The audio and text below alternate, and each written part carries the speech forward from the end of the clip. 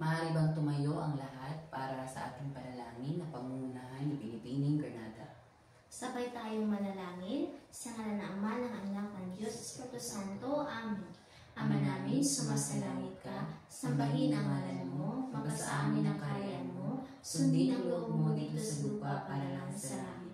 Bigyan niyo po kami ng makakain sa araw-araw at patawarin niyo po kami sa aming mga kasalanan, gaya ng pagpapatawad namin sa mga nagkasala sa amin, at huwag niyo po kami ipahintulot sa gusto at iadyan niyo po kami sa lahat ng masasama. Amen. Sa ngalan ng Ama, ng Anak, ng Diyos, Espiritu Santo. Amen. Magandang hapon, Grade 1 ho. Magsiupo kayong lahat. Maaari bang tumayo ang leader ng unang grupo para ibalita sa akin kung sino ang lumiban sa inyong pangkat? Wala? Napakagaling. Bigyan natin sila ng 3 palakpak. Para naman sa pangalawang grupo, meron bang lumiban sa inyong pangkat? Wala din. Bigyan din natin sila ng 3 palakpak. Ngayon, handa na ba kayo upang matuto at makinig sa ating bagong aralin? Magaling! Sa simulan natin sa paglalaro ng salamin-salamin, sabihin mo sa akin. Meron kami ditong mga salamin. Ang tanong, dala niyo ba mga bata ang inyong mga salamin? Magaling at dala ninyong lahat. Ngayon, ang gagawin natin ay titingnan natin ang ating sarili sa salamin at ipaliwanag ang inyong mga nakikita. Sisimulan namin sa aming dalawa ng guro ni Miss Binibining Granada. Sa akin, meron akong nakikitang makapal na kilay at makulot na buhok. Sa iyo, Binibining Granada, ang iyong nakikita sa salamin. Sa nakikita ko sa salamin ay may mahabang buhok at bilog na mata. Ngayon, kayo naman ang gagawa. Sige, tignan ninyo ang inyong mga sarili sa salamin ng ilang segundo. Ano ang inyong mga nakikita? Maputi, matangos ang ilong, makapal na kilay, at may mapulang labi. Maraming salamat at natutunan nyo kung paano ilarawan ang inyong sarili sa pamamagitan ng ating larong salamin-salamin.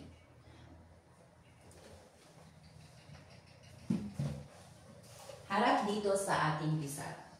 Meron tayong kwento na ibabahagi sa inyo na pinamagatang mga kaibigan natin. Basahin natin lahat. Sa 1, 2, 3, sa ating lipunan, marami tayong kaibigan. Kasangga natin sa bawat pagsubok o hamon sa buhay. Mayroong matalinong doktor na nanggagamot tuwing tayo ay magkakasakit. At nurse na lagi nandyan upang tayo mag-alaga sa atin. May matyagang dentista na laging nagpapaalala sa atin na alagaan ang ating ngipin. At sa paggawa ng bahay, may mahusay na karpentero na talagang maaasahan. Kasama na rin ang mabilis na pintor na nagpapaganda sa ating tahanan at gumagawa ng obras na kamangha-mangha. At di papahuli ang masipag na janitor na nagpapanatili sa kalinisan ng ating silid. Patuloy natin silang irespeto, suportahan at hangaan sa kanilang mga serbisyo. Pakibasa dito sa mga parirala. Ito ang una, mabait na nurse, matalinong doktor, matyagang dentista, mabilis na pintor, masipag na janitor at mahusay na karpentero. Sa mga nakikita nyo sa nakasalungguhit na salita, ano ang inyong napapansin? Tama, katulad ng ginawa natin kanina sa larong salamin-salamin, ito ay mga salitang naglalarawan. Basahin. Ang mga salitang nagkasalungguhit ay tinatawag na panguri. Ito ay mga salitang nagsasabi ng katangian, kulay, dami o bilang, ugis, laki, amoy at lasa ay mga salitang naglalarawan o panguri. Ano ang tawag sa mga salitang naglalarawan? Panguri. Tama. Inilalarawan ng mga ito ang mga pangalan at mga salitang pamalit sa pangalan. At para naman sa halimbawa, ibibigay ko kay Miss Granada ang gagawin. Sa halimbawa naman, sa katangian ay masipag.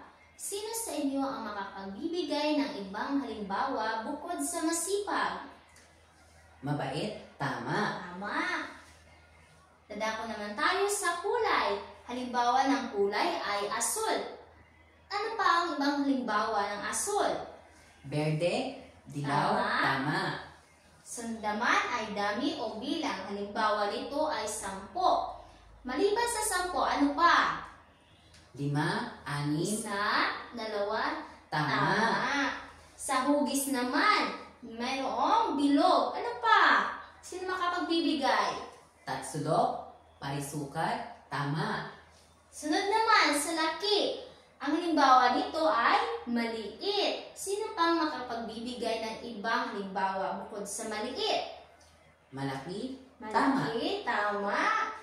Dito naman tayo sa amoy. Halimbawa sa amoy ay mabango. Ano pa? May ibang idea ba kayo bukod sa amoy? Mabaho, tama. Mabaho? Tama.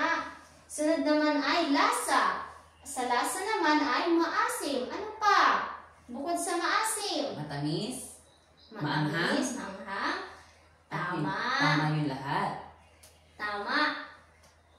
At ngayon, si Mike, makabibigay ka ba ng halimbawa bukod sa dito sa mga halimbawa sa pang-uri, magbigay ka ng Gumawa ka ng isang pangungusap na gamit ang mga halimbawa dito. Ayan, magaling. Tama si Mike. Meron pa bang gustong sumagot? O Jason, ano ang sagot mo? Ayan, napakagaling yung lahat. At natutunan nyo ang ating aralin ngayon. At gaya ng mga nabanggit, ang pang-uri ay mga salitang nagsasabi ng katangian, kulay, dami o bilang, hugis, lasa, amoy, at iba pang salitang naglalarawan o pang-uri. Naiintindihan niyo ba mga bata? Mabuti naman. Maraming salamat at inyong naiintindihan ang lahat ng ito. Ngayon, dadako naman tayo. May isa akong bibigay ako ng isang gawain na kung saan sasagutin ninyo sa papel lamang. Babasahin ko muna ang panuto. Tukuyin at itambal ang mga angkop sa larawan sa hanay A sa mga salitang naglalarawan sa hanay B. Makinig mga bata. Tingnan nyo ang unang bilang. Ano ang inyong nakikita dito sa unang bilang? Tama. Tama. Ito ay isang karayom. Ano ang salitang naglalarawan sa karayom? Tama. Tama. Ito ay matulis. matulis. Ngayon, kayo na ang sasagot sa pangalawang bilang hanggang 5 bilang. Nagkakaintindihan ko ba tayo? Mabuti naman. Nang sa ganon, ito ang iyong mga papel na kailangan niyong sagutan at ipasa pagkatapos. Tapos na po ba ang lahat?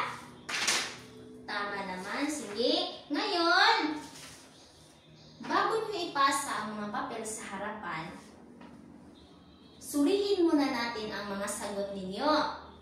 Dadako na tayo sa pangalawang bilang dahil nasagot na natin ang unang bilang. Sa pangalawang bilang, ano ang nakikita ninyo? Tama. Ito ay isang buhok. Buhok na? Anong salitang naglalarawan sa isang buhok? Makulot? Tama. Makulot. Sa pangatlong bilang naman, ano ang nakikita ninyo? Ito ay isang pangsukat. Pangsukat. Sa anong salitang naglalarawan ang pangsukat? Ito ay mahaba. Tama. Sa pang-apat na bilang naman, ano ang nakikita ninyo? Ito ay Ito ay isang isang bola. Sa anong salitang naglalarawan ang bola? ito ay hugis, Hugis, bilog. bilog. Tama. At sa panglima naman ay tas sulok. Mabuti naman. So ngayon, sino sa inyo ang nakakuha ng perpektong marka? Magaling. Magaling, Lahat sa inyo lahat. ay nakakuha ng perpektong marka. Bigyan natin Ng sila tatlong ng palakpak. palakpak. Ngayon, ipasa niyo na ang iyong mga papel.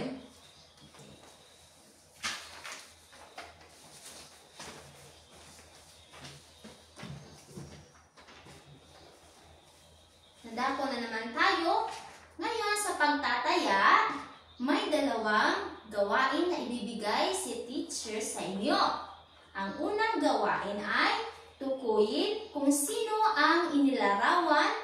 Piliin sa kahon, may kahon dito na kung saan ang mga sagot na makikita ninyo at isulat ninyo sa patlang. Nagkakaintindihan po ba tayo? Mabuti! Sa pangalawang gawain naman ay itambal ang mga larawan ng naaayon sa kanilang wastong pang-uri. Nakukuha niyo ba mga bata? So ngayon nakukuha naman ninyo, sasagutin na ninyo. Kumuha ng isang papel at ipasa sa likuran. Maraming salamat. Bibigyan ko kayo ng ilang oras o minuto para sagutan ang isang pagtataya. Tapos na ba ang lahat? Kung kayo ay tapos na, pakipasa sa harapan. Maraming salamat.